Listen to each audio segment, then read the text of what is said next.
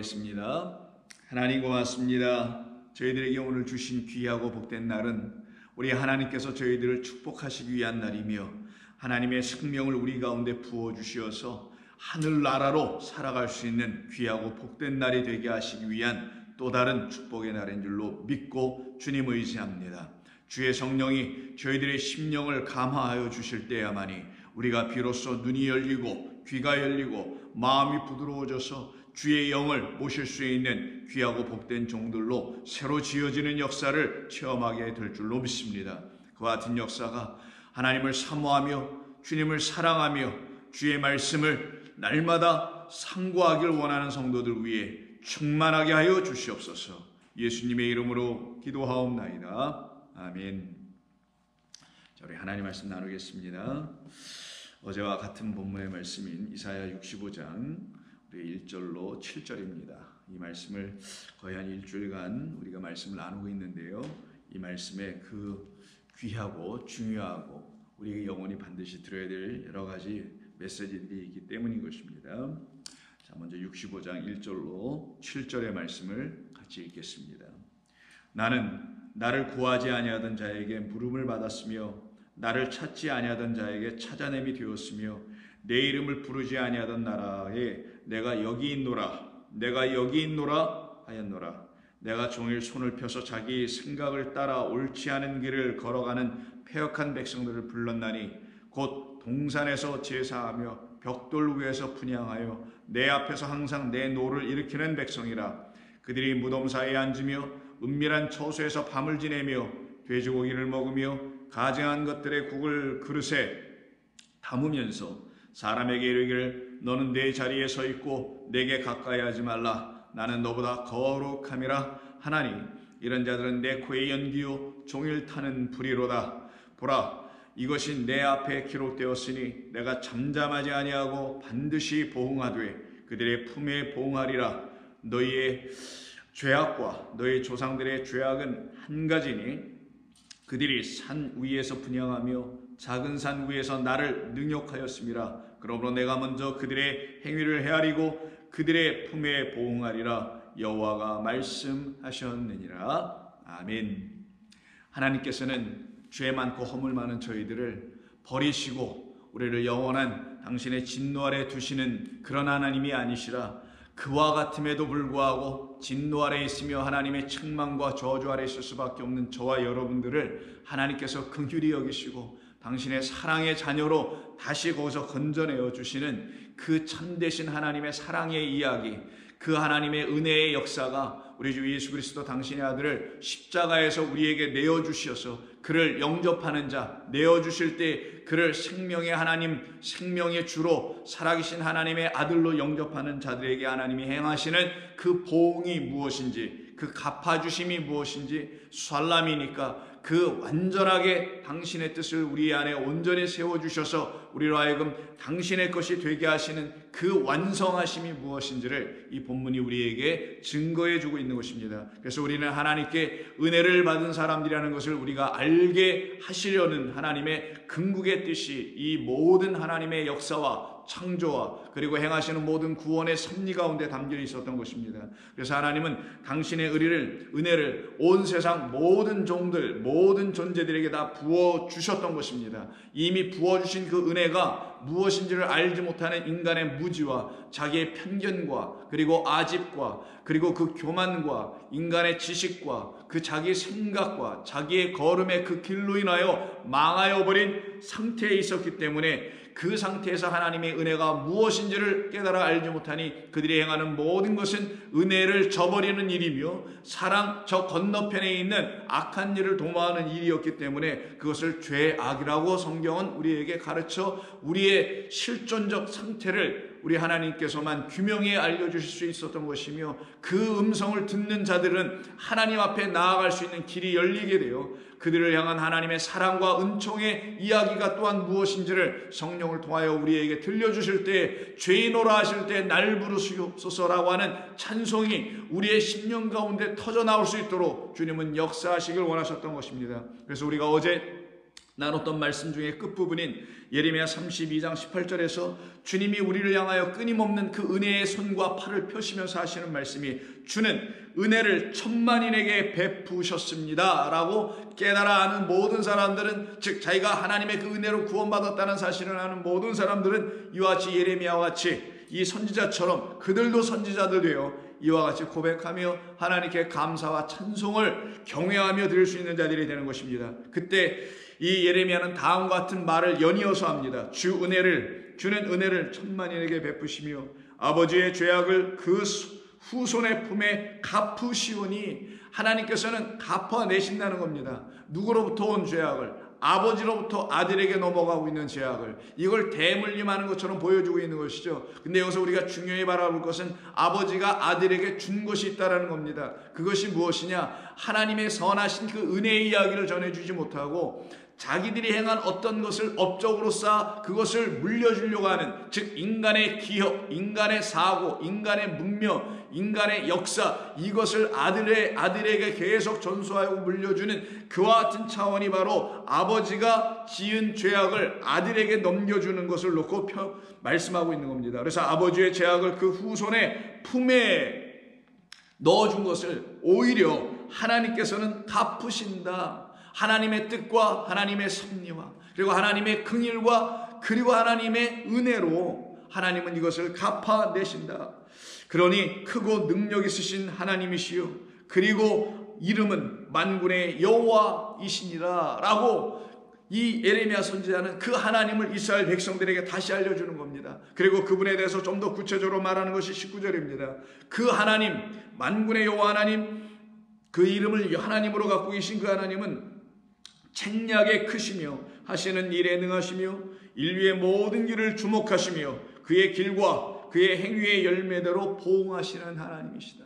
바로 이 보응하시는 하나님, 이 보응이 바로 오늘 본문에서 우리가 다루고 있는 샬람, 하나님이 당신의 뜻을 다 이루어 우리에게 참된 것으로 보응해 주시겠다, 상급으로 넘겨주시겠다, 너 이것을 가져야 된다라고 우리에게 넘겨주신다는 의미가 샬람이라는 것입니다. 이렇게 하는 것이니 우리에게서 있는 모든 악은 우리 스스로 갚아낼 수 있으며 우리 스스로 풀어낼 수 있으며 우리 스스로 해결할 수 있으며 우리 스스로 돌이켜 어떤 것을 할 수 있는 것이 아니라 하나님께서 우리에게 오셔서 스스로 우리를 향하여 당신이 행하시는 일로 갚아내 주시고 보응해 주시지 아니하면 우리가 갖고 있는 죄와 악, 허물들은 당신의 선하신 은혜와 긍휼과 사랑으로 갚아질 수가 없는 거예요. 그것으로 우리를 온전하게 채워내 주셔야만 하는데 그것이 우리 가운데 오지 않으면 우리는 해결될 수가 없는 것입니다. 이것을 잘 우리에게 설명해 주신 것이 바로 창세기 44장에서의 말씀입니다. 창세기 44장은 여러분이 알다시피 야곱의 아들 12형제 중에서 베냐민 빼고 그리고 요셉 뺀 10형제들이 있습니다. 그 10형제들은 라헬이라는 베냐민과 그리고 요셉을 낳았던 어머니인 라헬의 그 어머니에게서 나지 않은 다른 어머니들에게서 난, 그러나 야곱이라는 같은 아버지의 형제들이었던 것이죠. 그 10형제들이 그 라헬에게서 낳았던 첫 번째 아들인, 즉 라헬의 입장에선 장자인 요셉을 그들이 시기하고 질투하죠. 그 이유는 여러분 잘 아시다시피 꿈꾸는 자, 하나님의 꿈을 갖고 와서 그 형제들은 그를 섬겨야만이 살 것이다 라는 것을, 그들의 살 길은 그 형제를 섬기는 것밖에 방법이 없다라는 그 말을 함으로 그 요셉은 오히려 그 구덩이에 던져지고 죽임을 당할 수밖에 없는 위기에 처하는 그런 모든 이야기가 여러분 창세기 37장 2에 기록된 것을 여러분 아실 것입니다. 그 이후로 그는 애굽의 총리가 되어 그 양식 맡은 자가 되어서 기근을 맞이했을 때 그 형제들을 결국은 만나게 되는, 그들을 결국은 볼 수밖에 없게 되는 관계로 연결되고 있습니다. 그때 그들에게 양식을 주게 되고요. 결국 그 양식을 가지고 아버지께 돌아가는 자들이 되고, 그리고 약조하며 맹세한 것은 그들의 형제로 남아있는 바로 베냐민, 곧 요셉에게서는 자기의 친형제라고 할 수 있는 같은 어머니의 뱃속에서 나온 그 형제 베냐민이 살아있는지를 확인하기 위해서 그를 데리고 오라라고 하는 명령까지 내어서 그들을 보내게 되죠. 근데 보낼 때 이 요셉이 자기의 사환에게 그들의 형제 중에 한 사람에게 그들의 형제 중에 한 사람에게 아버지를 참 데려오라고 하는 겁니다. 근데 그 중에 형제들의 한 사람에게 바로 자기가 갖고 있는 은잔을 그들의 자루 속에 은밀히 넣게 하는 겁니다. 그게 44장이에요. 자, 44장 2절 또 내 잔 곧 은잔을 그 청년의 자루, 이때 청년은 베냐민입니다. 베냐민의 아귀에 넣고 그 양식값 돈도 함께 넣으라 하매 그가 요셉의 명령대로 하게 됩니다. 그리고는 그들이 그것도 모른 채 아버지를 모시러 저 길을 떠나 다시 가나안 땅으로 가게 되는 겁니다. 그때 그의 청지기, 즉 요셉의 청지기가 그들의 뒤를 쫓아가서 그들에게 가서 하는 말이 다음과 같은 말을 4절에서 합니다. 그들이 성읍에서 나가 멀리 가기 전에 요셉이 청지기에게 이르되 일어나 그 사람들의 뒤를 따라가서 그들에게 이르기를 다음과 같이 말하라 라고 합니다.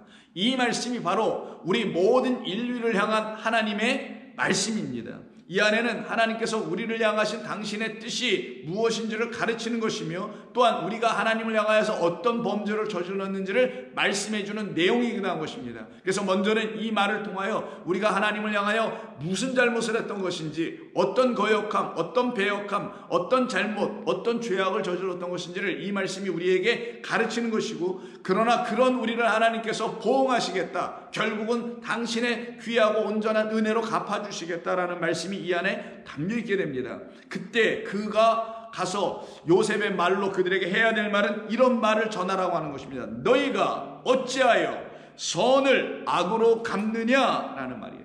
너희가 어찌하여 선을 악으로 갚느냐. 자, 문맥상에서 보면은 그 주인이라고 하는 요셉, 양식 맡은 자, 애굽의 총리인 그가 그들에게 양식을 줄 때 돈도 받지 않고 그냥 줍니다. 너희들의 돈을 그 자리에다 다시 담아 가져가라 그러죠. 왜 그렇게 한 겁니까?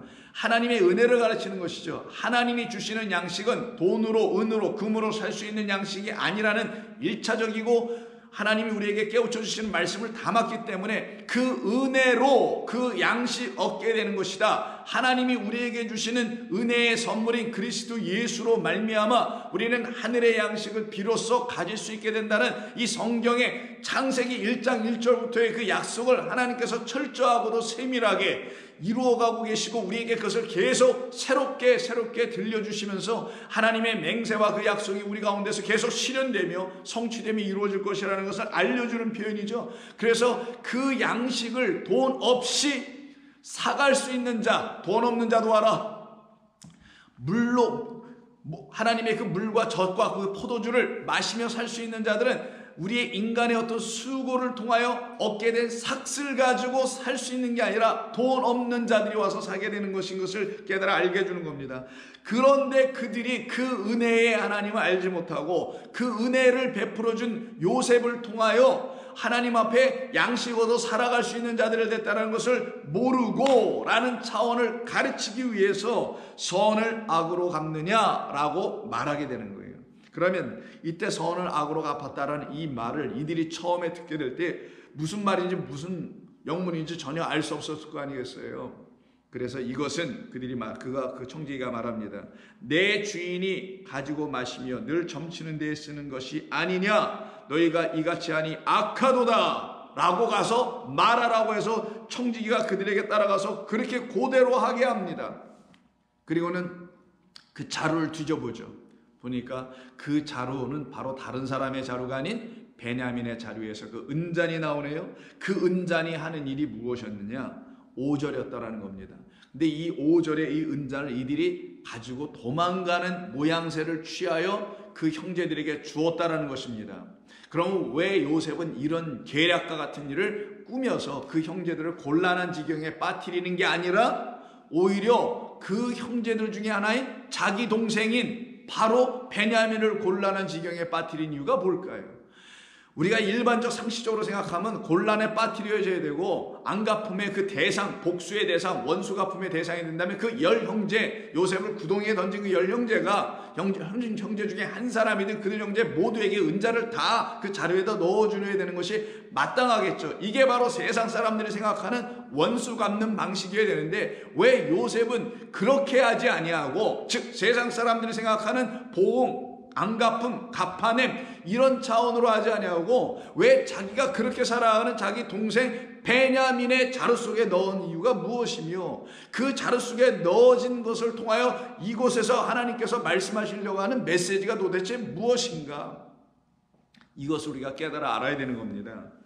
이 말씀은 전에도 한번 여러분의 몇 번에 걸쳐서 드린 바 있습니다만은 혹여 이 말씀을 잘 기억하지 못하거나 혹은 처음 들어보시는 분들을 위해서 다시 말씀드릴 테니까 이 은잔 사건이 무엇을 의미하는지 여러분 깨달아 알아야 됩니다. 청지기에게 명령합니다. 내가 갖고 있는 은잔은 이런 은잔이고 너 알지? 그게 5절. 이것은 내가 가지고 마시며 늘 점치는 데 쓰는 것이잖아. 그런데 너희들 가서 얘기하라. 내 주인이 늘 마시며 그리고 점을 치는 것. 마신다는 게 뭐예요? 포도주예요.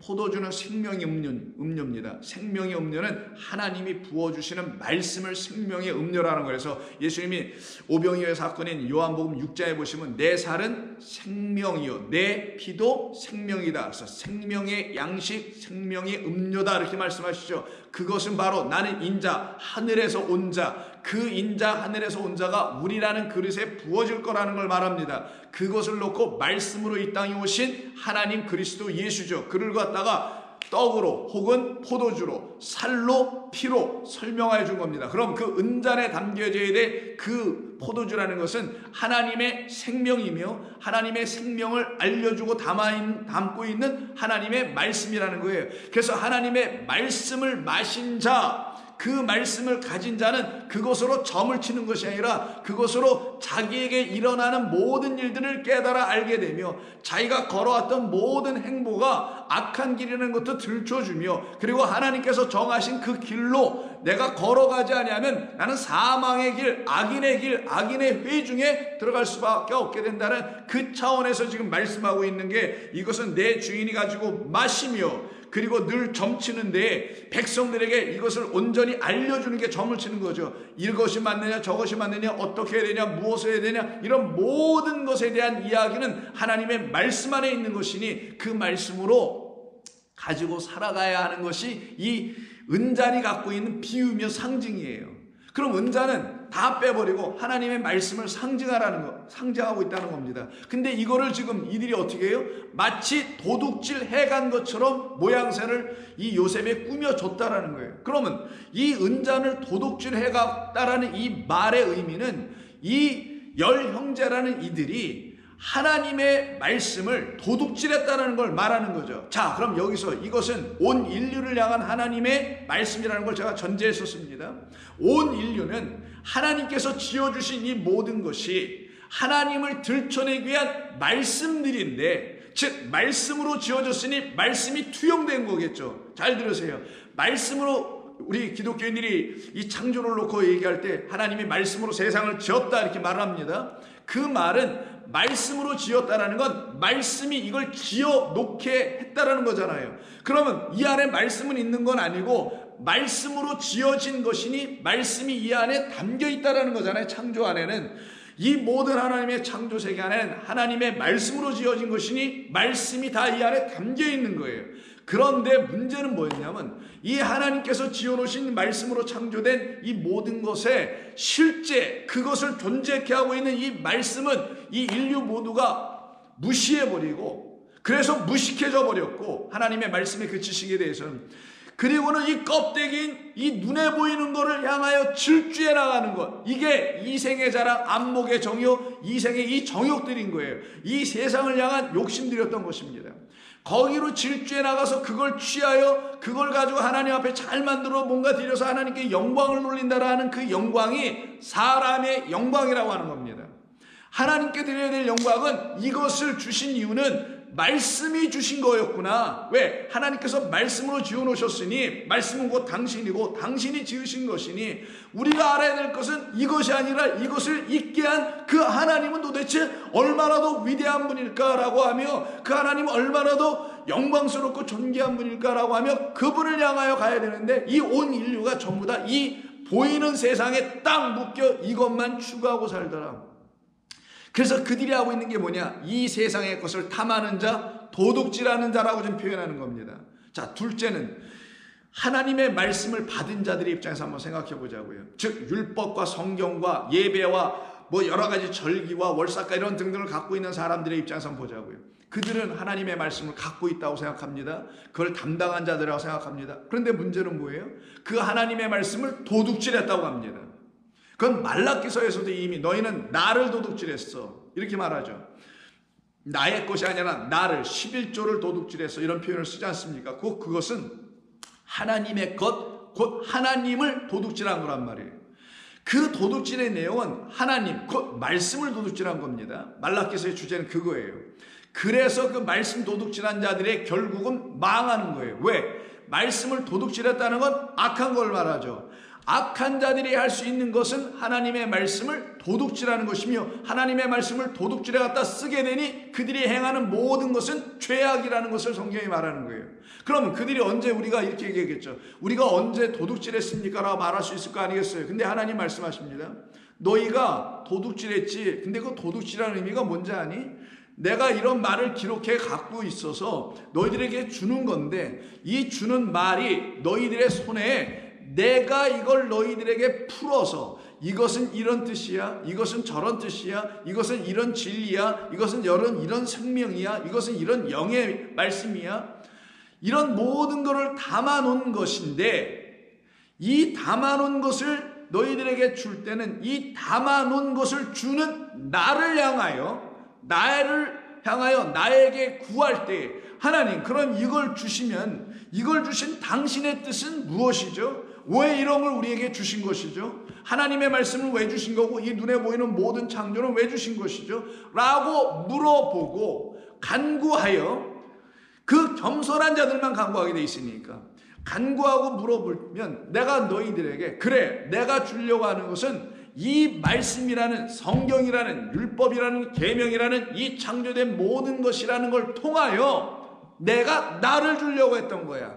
왜? 이 보이는 것은 진짜가 아니고 참은 나란다. 참된 건 나밖에 없단다. 그 나를 너에게 주려고 그 보이지 않는 영원한 나를 너에게 주려고 한 것뿐인데 너희들은 이 껍데기 겉에 있는 것 나로 인해서 만들어진 그것만 취하여 이걸 들고 주랭랑치고 달려가서 너희들이 생각하는 그 성전과 교회와 등등에 가서 이것을 가지고 뭘 이뤄내려고 하고 있네. 이 상태를 놓고 성경은 말하는 겁니다. 그게 바로 악하다라는 것이며 그게 바로 선을 악으로 갚는 것이라고 말하는 거예요. 즉 이들은 하나님의 말씀을 도둑질한 사람들입니다. 하나님의 말씀을 도둑질하였으니 그 말씀이 악한 말씀이 되어버린 거예요. 하나님의 말씀이 이걸 껍데기로 그냥 들고 있으면 이거는 우리에게 반드시 어떤 일을 강행하게 하냐면은 이걸 그대로 지키게 막 강행하게 한단 말이에요. 이게 무슨 뜻인지도 모르고 어떻게 내가 지켜야 될지도 모르면서 그냥 무조건 이걸 지켜야 되는 줄 알고 행하면 그게 하나님의 뜻에 벗어났으니 그걸 악하다고 하는 거예요. 그러니 하나님의 말씀을 도둑질하는 자들이 갖고 있는 것은 악이었던 거예요. 근데 여기에서 하나님께서 뭐라고 요셉을 통해서 하신 말씀이 뭐냐면 이 악한 말씀이 되어버린 것을 들고 선하신 하나님의 말씀을 악한 말씀으로 지금 갚아내고 있다라는 거예요. 그게 하나님의 선한 하나님을 선하신 말씀은 선하신 하나님만이 주는 거니까. 근데 이 말씀이 하나님의 선하신 말씀인 줄 알아듣지도 못한 상태에서 이걸 들고 뛰어나가서 자기들의 생각과 수고와 열심과 어떤 등등의 것으로 이거를 완성해보고 이 말씀대로 뭘 이루어보려고 애를 쓰려고 하는 모든 자들은 결국은 나의 그 선한 말을 너희들이 도둑질하여 너희들의 악한 마음으로 악하게 갚아내는 게 아니라 쌀람하고 있구나. 그것으로 도리어 돌려내고 있구나 라는 뜻입니다. 이렇게 이루는 자들을 놓고 말씀하는 게 지금 44장의 이야기입니다. 근데 이게 누구에게서 발견된다고요? 이렇게 하고 있는 건 우리 모두의 인류. 예수 믿는 사람 모두였던 것이었습니다. 그런데 이 은자는 누구에게서 발견되냐?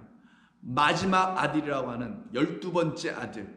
그래서 의미가 마지막 아들, 혹은 그 끝을 이루는 아들, 혹은 의의 아들, 혹은 오른손, 옳은 것으로 우리에게 다시 하나님께서 온전하게 넘겨주실 그 아들. 그래서 이걸 잘못된 것으로 도둑질하여 악한 것으로 악한 말로 악한 영으로 갖고 있는 이 형제들의 말을 누가 대신 이걸 해결해 줄 거냐? 바로 요셉의 짝인 바로 요셉이라는 말이 하나를 더하다니까 요셉으로 끝나지 않고 하나를 더하여 완성. 요셉이 알파라면 그 베냐민은 오메가가 되고, 요셉이 프로토스 처음이라면 베냐민은 마지막 것이 되는, 그것으로 하나님께서 이 일을 다 이루어 그들에게 다시 선한 말씀으로 넘겨주겠다라는 이 인류를 구원하시기 위한 하나님의 뜻이 담긴 것이에요. 우리는 이 하나님의 말씀을 아무리 갖는다 하더라도 우리 인간의 지식으로 일단 가질 수밖에 없다라는 차원이 이 말씀을 악하게 갖는다는 거예요. 선하신 말씀을 우리가 악한 것으로 이루어내고 있다는 거예요. 그런데 그것을 누가 완성해 줄 것인가? 다시, 즉 온전한 하나님의 선한 말씀으로 누가 다 이걸 뒤집어 놓게 해줄 것인가?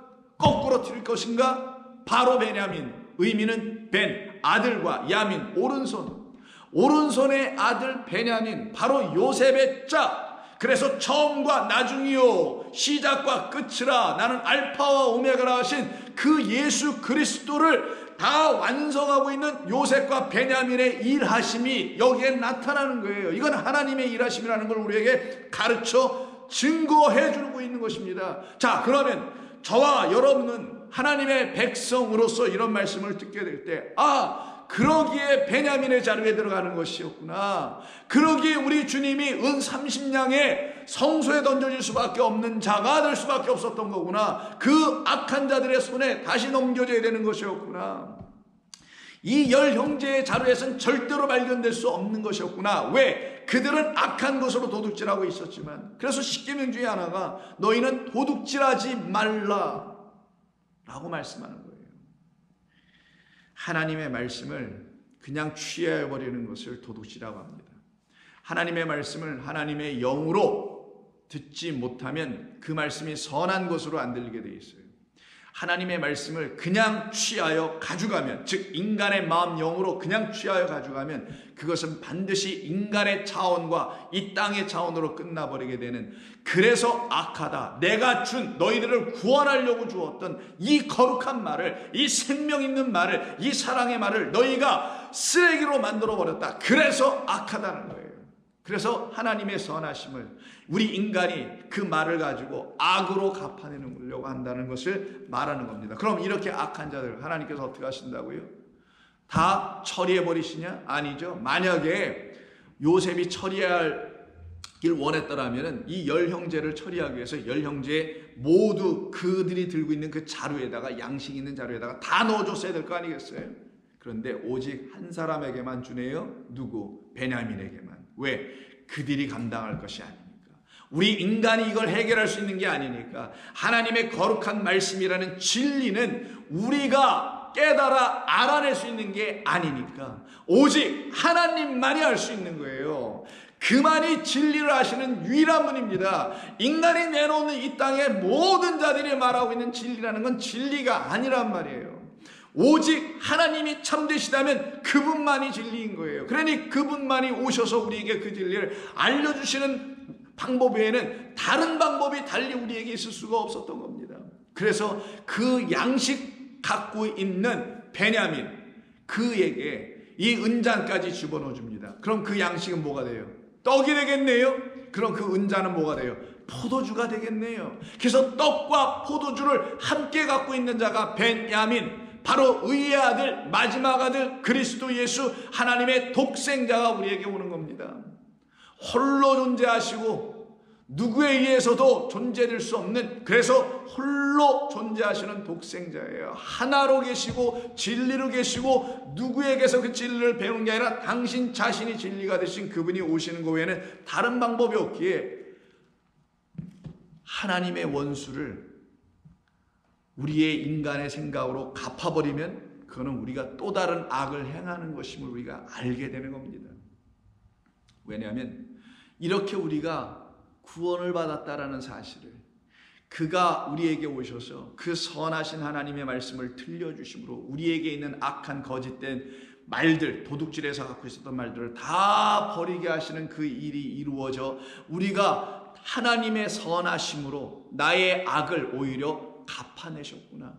나는 지금까지 내가 갖고 있는 것이 선한 것인 줄 알았더니 그건 다 악한 것이었는데 그 악한 것으로 하나님의 선을 갚아보려고 했으니 내가 무엇을 할 수 있는 존재가 될 수 있겠는가라는 걸 철저히 깨닫게 됩니다. 바로 이런 사람들은 하나님의 말씀을 의지하게 되는 거예요. 사람이 가르쳐주는 말에 의지하지 않게 됩니다.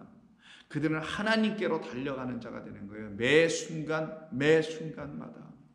그리고는 그들은 하나님 앞에 엎드리기 시작합니다. 기도합니다. 간구합니다. 구합니다.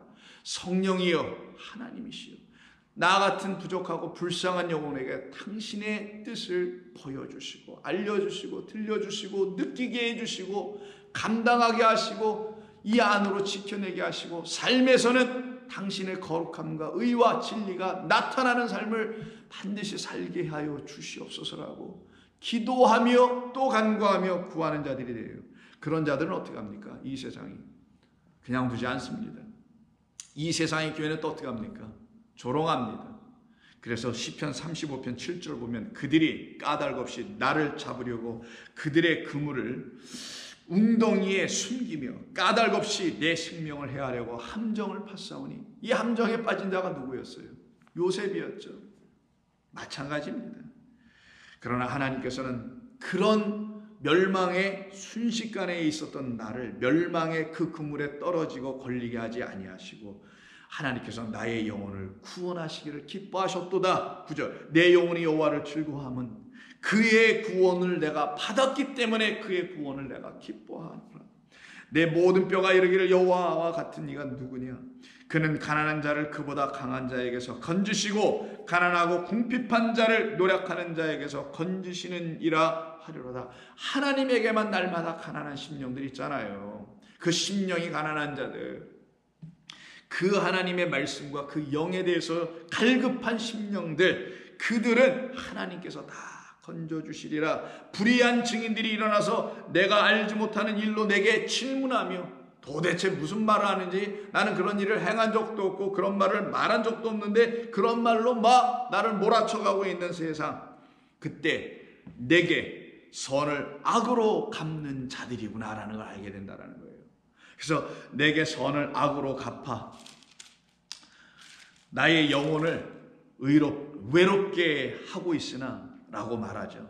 그러나 나는 외롭지 않다는 겁니다. 성도는 하나님의 선하심으로 나의 악을 하나님의 것으로 다 완전하게 하셨음을 알고 있는 사람들이기 때문에 자기에겐 어떠한 선이 있다라는 것을 인정할 수도 없는 사람들이에요. 오직 선하신 분은 하나님이시며 그분이 내 안에 계신 것뿐인 거지 내가 선한 것은 아니라는 것을 알게 되며, 그분을 내가 영접하게 되었을 때 그런 영접한 나를 놓고 의롭다, 착한 종아, 충성된 종이라고만 일컬어 주시는 것뿐이지 내게서 어떤 선한 것이 도출되어 나오는 어떤 이 세상이 말하는 착한 일들이 있어요. 그런 것 때문에 내가 하나님 앞에서 선하다라고 말할 수 있는 자가 아님을 깨달은 사람들을 성도라고 하는 겁니다.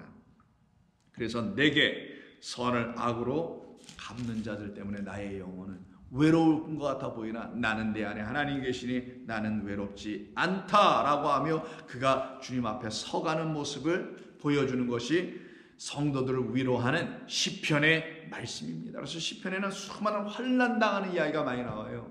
그는 이 땅에서 환난당하고 있는, 무엇으로요? 세상의 재앙으로, 건강의 위협으로, 뭐 등등으로? 아니죠. 성도가 만난 최악의 재앙은 하나님의 말씀을 강탈하고 강취하려고, 탈취하려고 하는 자들의 세력 앞에 놓여 있는 것뿐밖에 다른 게 없습니다. 그걸 환난이라고 하는 거예요. 그러나 환난 가운데 있을 때 너희는 두려워하지 말라 하지 않습니까? 근심도 하지 말라. 왜냐하면 하나님께서 그것을 다 갚아내시기 때문이다. 우리가 하는 게 아니다. 우리가 함부로 악한 것들을 우리가 와서 어떻게 갚아야 하는데 하나님 언제 갚아주실 거예요? 라고 얘기할 필요조차도 없다. 하나님께서 당신의 계획하신 뜻과 섭리 안에서 다 이루실 것이다. 그래서 잠언 20장 22절에서 말씀하기를 너는 악을 갚겠다 하지 말라. 하나님 못 박으세요.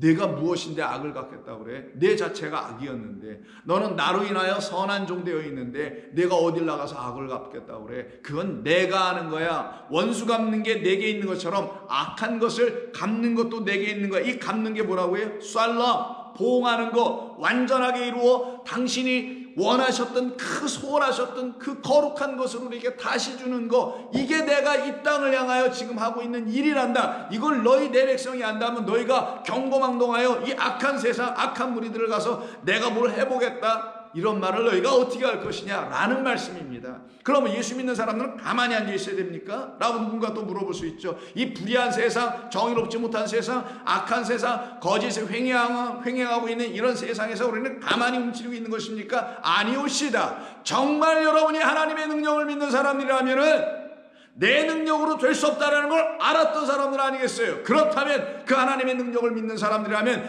하나님 앞에 엎드려 기도하는 거예요. 나라와 민족을 위해서도 기도하고, 이 세상에 죽어가는 영혼들을 위해서도 기도하고, 가정의 자녀들을 위해서도 기도하고 또 기도하는 겁니다. 왜? 하나님의 능력을 믿기 때문인 거예요. 그분은 하나님만이 갖고 계신 선으로 악을 이기게 되는 겁니다. 하나님의 선하심은 사랑이에요. 사랑으로 모든 걸 정복하게 되기 때문인 것이에요.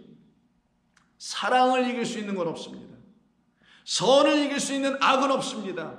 잠시 인간의 눈에 악한 것이 승리하는 것처럼 보이는 것뿐이지 그것은 일시적인 현상이에요. 왜? 하나님께서 당신을 떠나 있는 자들의 실상을 들추어내게 해주시려고 잠시 그들을 그렇게 하도록 내버려 두는 것뿐 아니겠냐고요.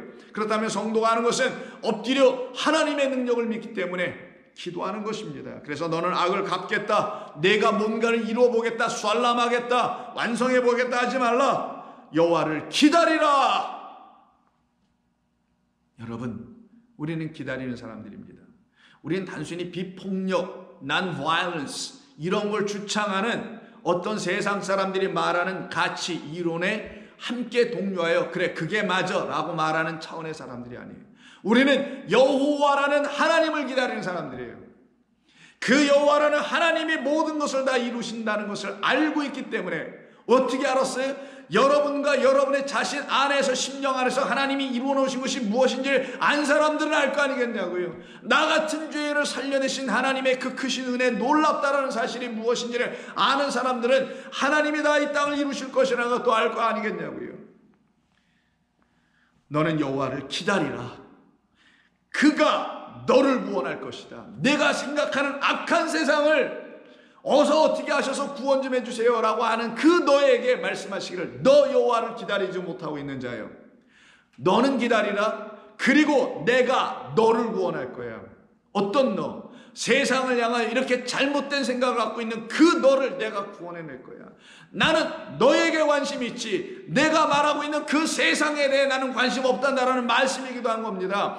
하나님은 이 온 인류를 향한 하나님이시지만 하나님은 그 인류에 있는 모든 사람들 중에 각각 한 사람을 향하여 계신 하나님이라는 사실을 잊어서는 안 돼요. 하나님은 마치 대중과 민중을 위해서 계신 것 같아 보이지만, 그러나 대중과 민중 속에서 오직 하나님만을 향하여 서 있는 그 한 개인을 향하여 하나님은 하나님 되시는 것입니다.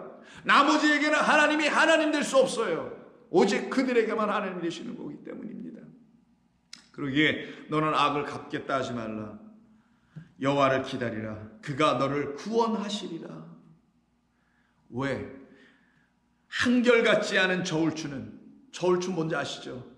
재에서 가격을 매기고 물건을 파는 건데 이게 늘 동일해야 되는데 이 눈금이 바뀌든가 저울추의 무게가 이상한 거, 예를 들어서 10파운드인데 8파운드짜리를 만들어 온다든가, 아니 더 늘려서 만들어 15파운드처럼 만들어서 이걸 10파운드라고 한다든가 라는 그런 저울추들을 만들어 놓고 뭘 팔아. 이 이야기를 여기서 왜 쓰냐고요, 잠언서에서 갑자기. 이게 무슨 도덕 윤리, 상업 윤리, 거래 윤리 이런 거 얘기해 주시려고 하는 거겠어요? 성경이 그런 얘기하는 거라고 했습니까? 오직 우리의 영혼에 대한 이야기를 하는 것이죠. 한결같지 않은 저울추는 여호와께서 미워하시는 것이요. 왜? 그 저울추에다 뭔가를 달아서 뭘 팔아요? 은을 갖고 오면 은을 올려놓고 그 은에 그 무게에 맞춰가지고 옛날엔 은 하나가 몇 양이나 이런 게 없이 은에 무게를 달았단 말이에요. 무게를 달고 거기에 맞는 양식을 내줬단 말이에요. 그걸 갖다가 은을 갖고 와서 돈을 갖고 와서 그 양식을 사는 자들인 거예요. 근데 아까 창세기에서 요셉 이야기에서 은을 갖고 왔지만 돈을 갖고 왔지만 그것을로 양식을 사지 아니하고 그냥 주잖아요. 그럼 여기서 말씀하시는 거 똑같은 거 아니겠냐고요. 한결같지 않은 저울추는 여호와께서 미워하시는 것이요. 그 저울추에다 은을 올려놓고는 거짓된 양식을 계속 주더라는 그런 의미입니다. 하나님의 참되신 말씀을 주지 않고 도둑질을 갖고 왔으니까 여기도 도둑질이고 똑같이 속이는 거고 거짓된 말로 미혹하는 그런 말들이고 이것으로 다시 내어주고 있으니 내 백성이 계속 죽어나가고 있다는 그런 표현이에요. 그럼 내 백성을 죽이는 자들이겠네. 이들을 갖다 너희들이 어떻게 하려고 하는 거야? 그건 내가 갚아줄게. 이런 말씀이고요. 그 저울추는 여호와께서 미워하시는 것이요 속이는 저울은 좋지 못한 것이라. 그래서 여러분이 이사야 55장 1, 2절에 이런 말씀이 있는 것을 이제 알게 되는 겁니다. 더 구체적으로 오라 너희 모든 목마른 자들아 물로 나아오라. 저울추 들고 있는 그들에게 가지 말고 물 생명샘으로 오라. 나에게로 오라. 돈 없는 자도 오라. 은 들고 가지 마라. 돈 없는 자도 오라. 너희는 와서 사 먹되 돈 없이 값 없이 너희들의 수고의 대가의 삭스로 받은 돈이나 어떤 가치가 있다고 생각하는 그것을 들고 나오지 말라. 값 없이 빈손으로 나아라. 빈손 들고 주께 나아가라. 주께서 그 손 부끄럽게 하지 아니하시고 감사와 찬양의 손으로 다시 들려줄 것이라는 겁니다. 하나님의 축복된 손이 내 안에 있다는 것을 알게 해줄 거라는 거예요. 값없이 와서 포도주와 젖을 사라. 2절이에요. 너희가 어찌하여 양식 아닌 것을 위하여 은을 달아주냐. 그 거짓된 저울추에 하나님의 저울추는 오직 그리스도 예수라는 그 진리의 저울추밖에 없단 말이에요. 그가 길이요 진리요 생명 그만이 모든 것의 기준이란 말이에요. 그 저울추가 아닌 것을 들고 있는 자들 앞에 은을 가지고 나가서 그들이 내어준다는 제사장과 율법사들이 내어준다는 그 거짓된 양식 아닌 것을 위하여 은을 달아주며 배부르게 하지 못할 그래서 날마다 헛된 것으로 헛배불러서 허망하고 허탄한 지경에 떨어지게 하는 그렇게 배부르게 하지 못할 것을 위하여 수고하느냐. 아니다. 그것을 끊어내고 이제 너는 샘물로 나와 내게 듣고 들을지어다. 그리하면 너희가 좋은 것을 먹을 것이며 너희 자신들이 기름진 것으로 즐거움을 얻으리라. 너희는 귀를 기울이고 내게로 와라. 내게로 나와 들으라. 그리하면 너희의 영혼이 살리라. 내가 너희를 위하여 영원한 언약을 맺으리니 곧 다윗에게 허락한 확실한 은혜이니라. 그래서 하나님은 은혜를 부어주시는 것.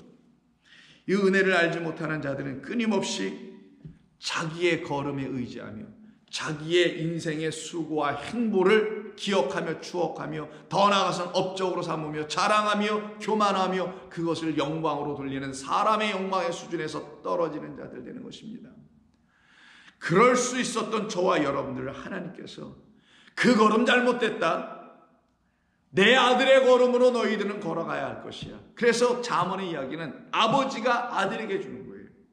아버지와 아들과의 대화가 무엇인지를 우리에게 주는 겁니다. 그 아버지 하나님과 그 아들 독생자 이 둘이 어떻게 하나님의 구원하심 창조의 모든 뜻을 다 완성해내셔서 새하늘과 새 땅 우리 백성들 하나님의 자녀들에게 펼쳐주시는 이야기가 잠언서예요. 만약에 잠언서가 그렇게 들리지 않고 자식들에게 무슨 교훈이나 주고 이 세상에서 도덕적으로 어떻게 잘 살아야 되고 예수 잘 믿게 살아가야 하는 어떤 교훈의 책 정도로 떨어진다면 그들에게 이 잠언서 맨날 잠이 나오게 하는 책이 될 겁니다. 그러나 그 다음 절인 잠언서 20장 24절에서 아니다. 그 길은 잘못된 것이야 라고 하시면서 두 가지 차원의 길을 우리에게 제시해 줍니다. 사람의 걸음은 여호와로 말미암는 것이다. 사람이 걸음은 여호와로 말미암는다. 그러면 사람이 걸어가는 건 누가 걸어서 됐더라는 거예요. 여호와 하나님의 걸어가심 때문에 이루어진 것이다. 이런 말이잖아요. 이게 사람의 걸음은 여호와로 말미암음이니 사람이 어찌 자기 길을 알 수 있느냐. 여호와 하나님께서 미리 정해놓으신 그 길만이 우리가 걸어가야 될 사람의 길이 되어야 되는 건데, 그건 알지 못하고 여호와 하나님 무슨 길을 갖고 계신가, 어떤 길을 걸어가셨는가, 그거는 알려고 하지 아니하고 사람이 자기의 걸음을 의지하게 되면 어떤 일이 벌어지냐, 자기의 길을 알 수 없게 된다. 사람이 어찌 자기의 길을 알 수 있는가? 여호와 하나님으로 말미암은 것을 우리가 어찌 알 수 있는가? 알 수 있는 길은 단 하나밖에 없다. 하나님께 구하는 것밖에. 그 구하는 자들에게만 하나님의 지도하심을 따라 곁길로 빠지고 양들은 제 갓길로 떨어져 나가는 그때 제 길로 돌아오게 되는 역사가 나타날 것 아니겠는가? 그래서 거짓된 목자들로, 어리석은 목자들로 인해서 양들이 다 제 길로 떨어져 나가고 있는 그때에 예레미야 선지자를 보내셔서 하나님께서 다음 같은 말씀을 예레미야 10장 21절 이하에서 말해줍니다. 목자들은 어리석었기 때문에 여호와를 찾지 아니하므로 그 양들은 또 어떻게 하겠어요? 다 길 잃어버리고 그들 또한 안 찾고 있겠죠. 형통하지 못하며 그 모든 양떼는 그로 인하여 흩어졌도다. 그러면 이리에 밥이 되는 거예요. 들을지어다 북방에서부터 크게 떠드는 소리가 들리니 유다 성읍들을 황폐하게 하여 승냥이의 거처가 되게 하리라. 이게 바로 유린당하고 있는 하나님의 양들, 백성들의 그 환난당함에 대한 이야기입니다. 그때 여호와여 내가 알거니와, 이때 예레미야가 이런 음성을 하나님으로부터 들을 때 하나님 앞에 간구합니다. 여호와여 내가 알거니와 사람의 길이 자신에게 있지 아니하니 걸음을 지도함이 걷는 자에게 있지 아니한 것은 마땅한 거 아닙니까? 내 두 발로 걸어가서 내 인생 내가 사는 것 같아 보이는 게 인간의 삶이라고 하는데, 그 인생의 길은 당신이 정해놓으신 그 길 지도함에 따라서 갔지 아니하면 이와 같이 버림받은 자들 되는 거 아닙니까? 그러니 우리를 불쌍히 여 주옵소서. 여호와여 내가 알거니와 사람의 길이 자신에게 있지 아니합니다. 여러분들 이렇게 고백이 되십니까? 사람의 길, 여러분의 인생의 지금까지 모든 행로가 여러분의 길 계획에 의해서 이루어졌나요? 크게 보면 그런 것 같아 보이죠. 언젠가 내가 이렇게 할 거야, 언젠가 이렇게 할 거야. 근데 이게 다 이루어졌네 이렇게 생각하는 사람들이 혹시 있습니까? 그럼 아직도 모르는 겁니다.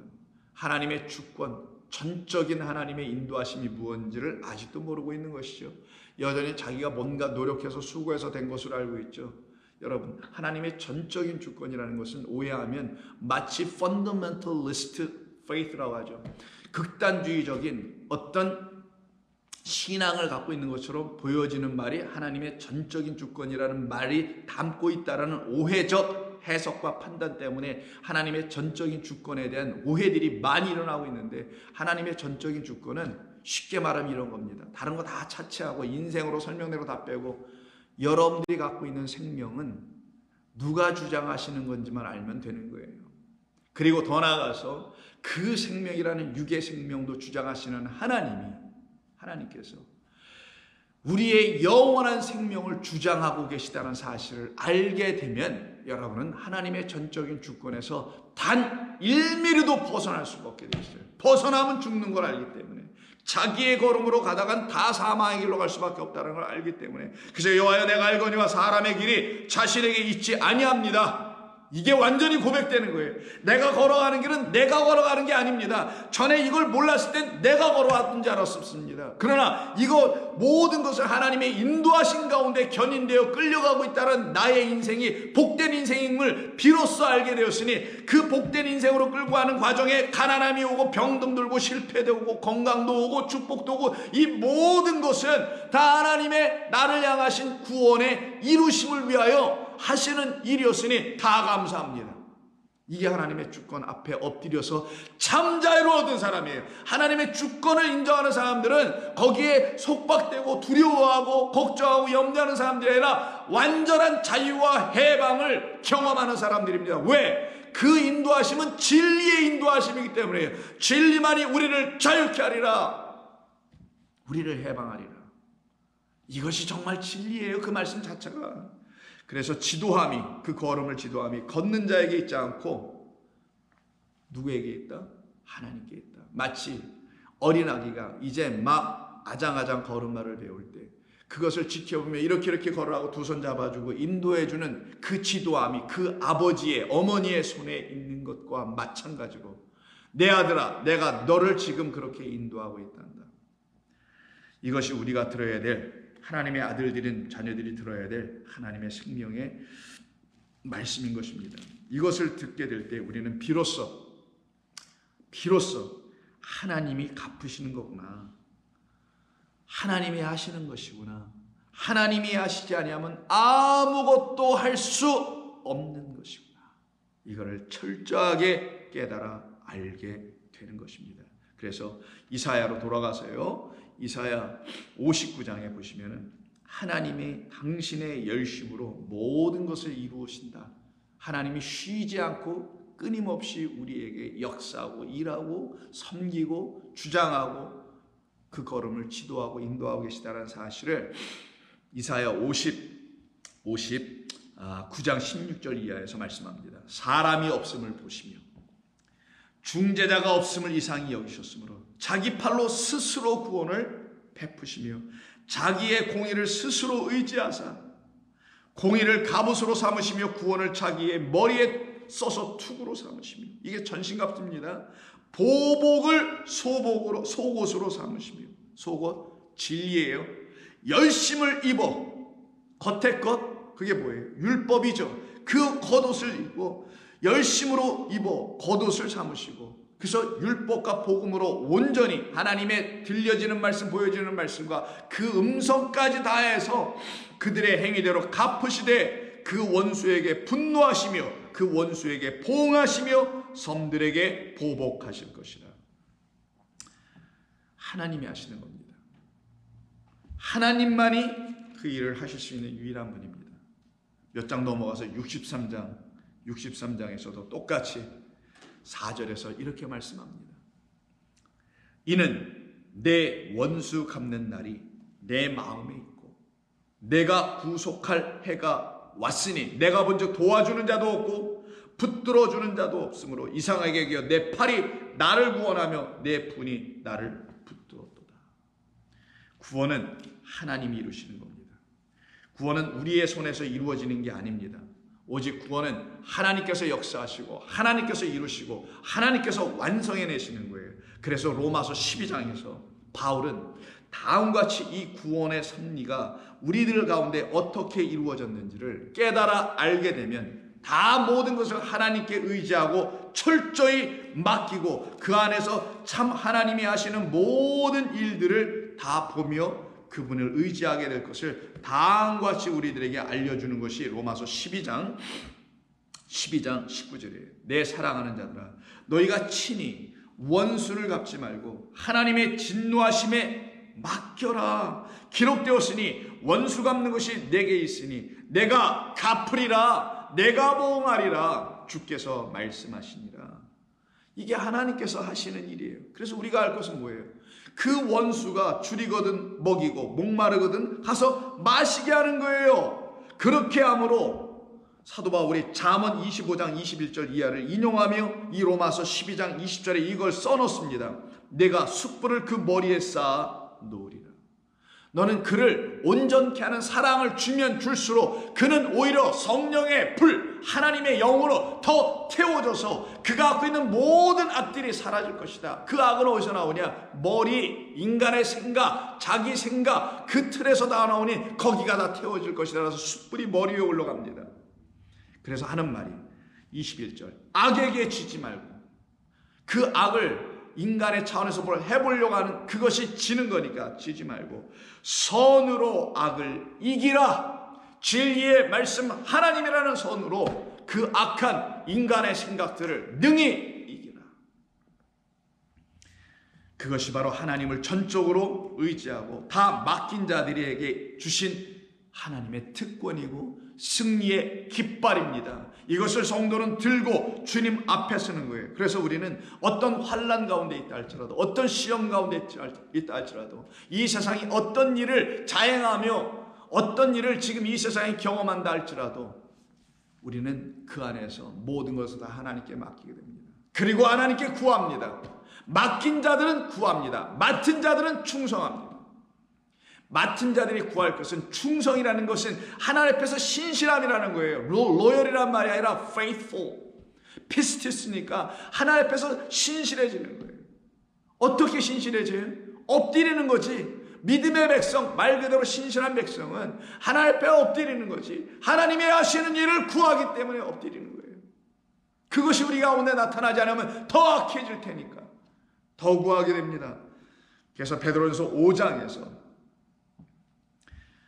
하나님께서 교만한 자들은 하나님께서 대적하실 거니까 너희들은 그거 염려하지 말라 하는 말씀이 5절 이하에 나와요. 젊은 자들아 이와 같이 장로들에게 순종하고 서로 겸손으로 허리를 동이라. 하나님은 교만한 자를 대적하시되 겸손한 자들에게는 은혜를 주실 것이다. 자, 그럼 이거 뒤집어 보자고요.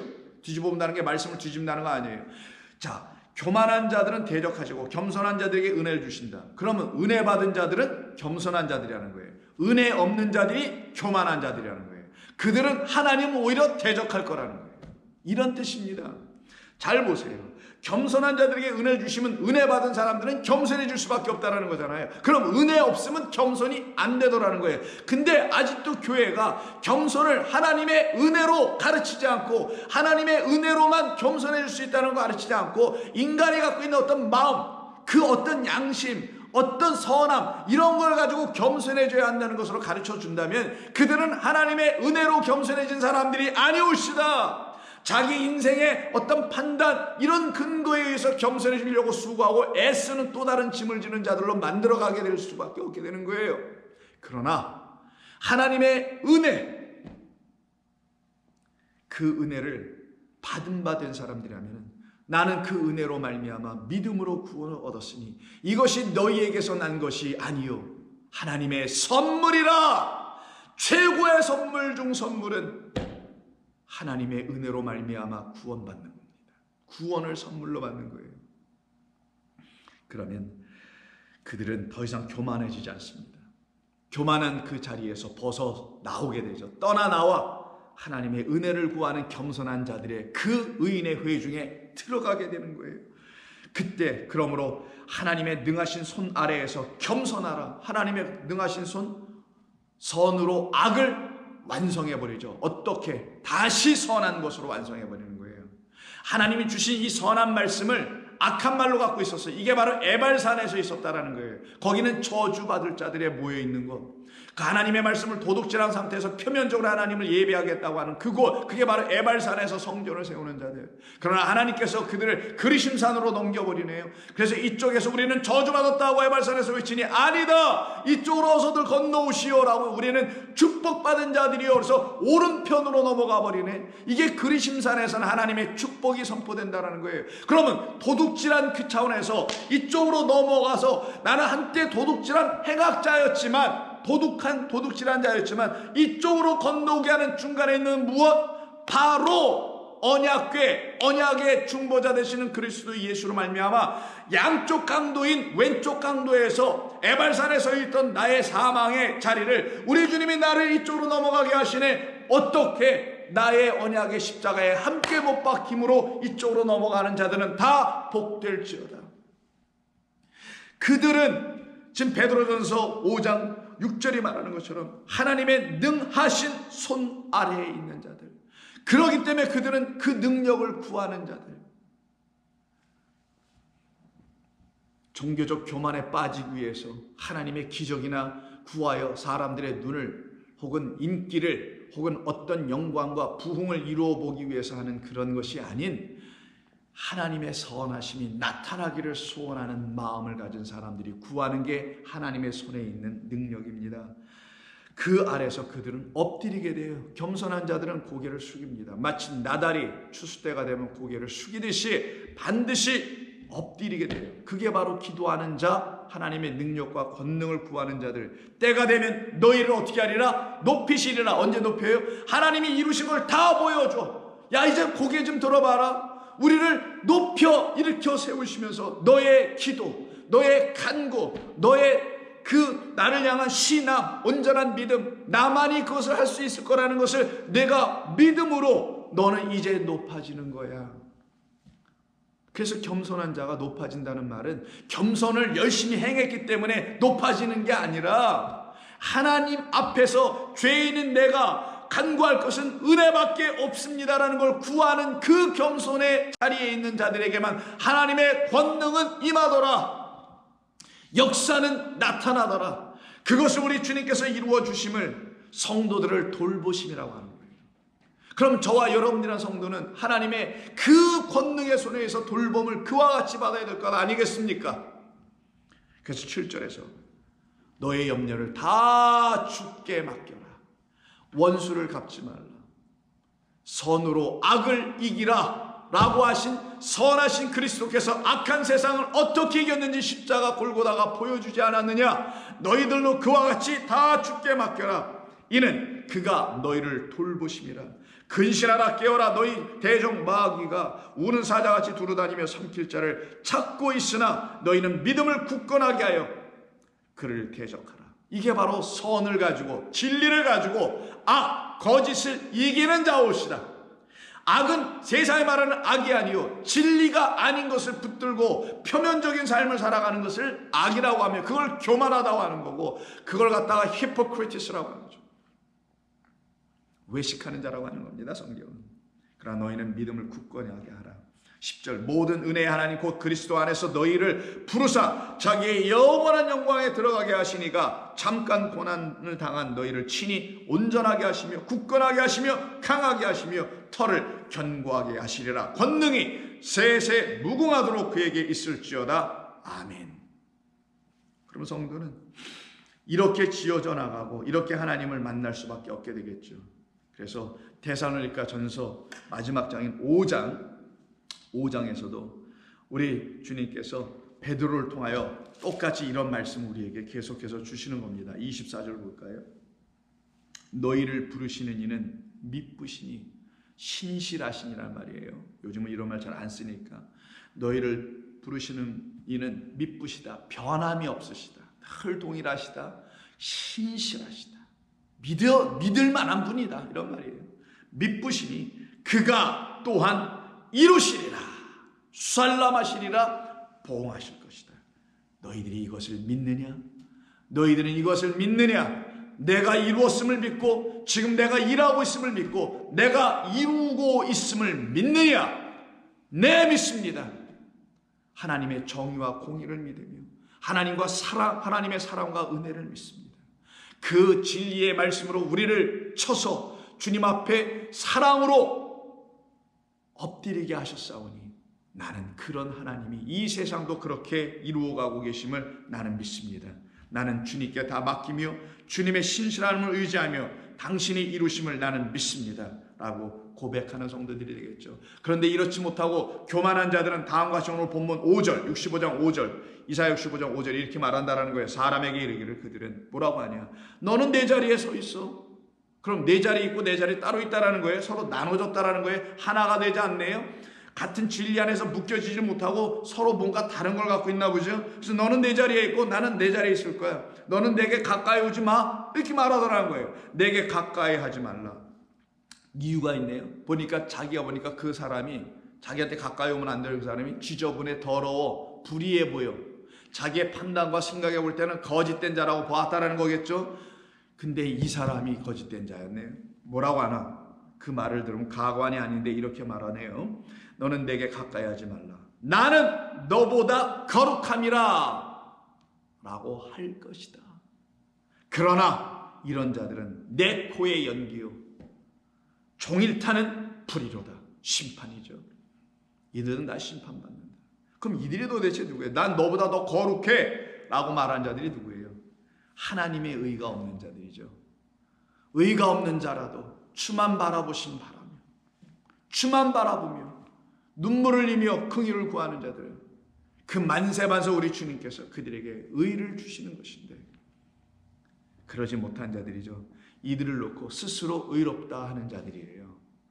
이 스스로 의롭다 하는 자들, 나는 거룩해 너는 죄인이야 라고 말하는 이들을 향한 우리 주님, 우리 주 예수 그리스도께서 우리에게 가르쳐주신 비유의 말씀, 이런 말씀을 주시죠. 누가복음 18장 9절입니다. 또 자기를 의롭다고 믿고 다른 사람을 멸시하는 자들에게 이 비유로 말씀하시되 두 사람이 기도하러 성전에 올라가 하나는 바리새인이요 하나는 세리라.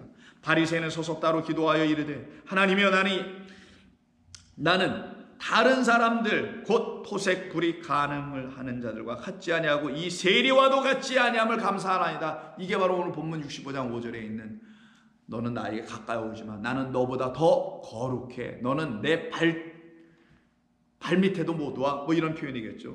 나는 일에 2번 금식하고 또 소득에 11조를 드리나이다 하고 세리는 이렇게 기도를 하고 있어요. 그렇게 의롭게 자기를 세웁니다. 그때 세리는 멀리 서서 가까이 오지 못하니까 멀리 서서 구퉁이에 서가지고 근데 같은 성전 안에 있네요. 감히 눈을 들어 하늘을 쳐다보지도 못하고 다만 가슴을 치며 이르되 하나님이여 불쌍히 여기소서. 하나님이여 나를 긍휼히 여기소서. 나는 죄인이기 때문입니다. 하였느니라 내가 너희에게 이르노니 이 일로 인하여 이 두 사람의 기도로 인하여 자기를 놓고 바라보는 그들로 인하여 저 바리새인은 아니고 이 사람 바로 죄인이라고 너희들이 말하고 있는 이 세리 이 사람이 의롭다 하심을 받고 그의 집으로 내려갔느니라. 무릇 자기를 높이는 자는 낮아지고 자기를 낮추는 자는 높아지리라. 하나님의 은혜를 모르는 자는 스스로 높아져 자기의 의로 구원을 이루는 줄 알고 그 은혜를 버리고 자기 의로 자만하고 교만하여 설 것이나 자기를 낮추는 자, 엎드리는 자, 하나님의 권능의 손 아니면 나는 그 은혜의 손길을 받을 길이 없는 자라는 사실을 아는 그들은 높아지리라, 일으켜 세우리라. 그게 바로 아까 베드로서에서 읽었던 내가 너희를 일으켜 세울게. 그러므로 베드로서 5장 4절 6절을 다시 보세요. 그러므로 하나님의 능하신 손 아래 겸손하라. 때가 되면 내가 너희를 높이리라. 낮아져 있는 자들이죠. 스스로 낮아진 게 아니에요. 낮아질 수밖에 없어서 낮아지게 된 자기의 처지를 알았던 자기의 처지 어떤 처지? 죄인입니다. 그 죄인을 부르러 찾으러 오신 그 주님 앞에서 가슴을 치며 내가 무엇이라 말할 수 있사오리까? 라고 하는 그 사람은 높아지리라. 그리고 그는 어디로 갔다고요? 그의 집으로 갔다네요. 그의 그 집이에요. 그가 가야 될 그 집이 어딥니까? 이 아래 세상 성전 둘로 나누고 의인과 죄인으로 나누고 선과 악으로 나누고 인간의 생각으로 나눠버리고 있는 그 집이 진짜 집이 아니라 그가 가야 될 영원한 집, 그 아버지 집, 그 하늘의 그 집, 아버지의 영원한 품으로 들어가는 자, 영생을 얻은 자, 그 은혜로 말미암아 믿음으로 구원을 선물로 받은 자, 그 나라에 들어간 자가 되는 것을 그의 집으로 갔다고 하는데 이 사람 스스로 의롭다고 하는 사람은 도무지 어디로 갔는지가 없어요. 이게 바로 길 잃어버린 자, 버림받은 자, 먼지로 이 우주에 돌아다닐 수밖에 없는 자, 여기에 스스로 갇힐 수밖에 없는 자, 그게 지옥의 구덩이 속에 갇혀 있는 자 아니겠습니까? 그와 같은 자로 세워져 있는 자는 하나님의 코에 콧김이며 연기며 그리고는 불태워질 것에 불과하며, 콧김의 연기라는 게 뭐겠어요? 당신의 코, 호흡입니다. 영, 그 영으로 태워질 것들에 불과하며 그리고 심판의 불에 들어갈 수밖에 없게 되는 것이다. 그러니 너희는 너희가 보응하려 하지 말라. 내가 보응하는 것이라. 너는 내게 구하고 또 구하고 엎드리라. 구하려는 모든 자들은 낮아질 수밖에 없어요. 구하는 건 엎드려 구하는 것이기 때문에 그와 같은 성도들에게는 하나님께서 보응하시리라 라고 여호와의 말씀을 듣게 될 것입니다. 그 같은 은혜가 저와 여러분 모두 가운데 충만히 임하기를 부탁하고 또한 기도하며 간구합니다. 함께 기도하겠습니다. 하나님 고맙습니다. 오늘도 주님 주신 말씀이 아니면은 우리의 영혼이 헛되고 무엇을 해도 사람이 정한 길에서 벗어날 수가 없어 저주와 방황과 그리고 길 잃어버림으로 떨어질 수밖에 없었사오나 우리 하나님 저희들 불쌍히 여겨주셔서 오늘도 이와 같이 진리의 영을 대동하시고 우리에게 찾아오시니 그 성령 우리의 마음 가운데 흡족한 하늘의 비를 뿌려주시니 추수할 열매들로 다 거두어지게 하시는 하나님의 손길 안에서 저마다 기쁨의 면류관을 쓰게 하시는 줄로 믿습니다. 아버지, 이 모든 것이 주의 손 안에서 이루어짐을, 당신의 섭리 안에서 이루어짐을 믿습니다. 주의 은혜가 우리의 심령 안을 날마다 깨끗하게 하여 주시옵소서. 우리 주님 예수 그리스도의 이름으로 감사하며 기도하옵나이다. 아멘.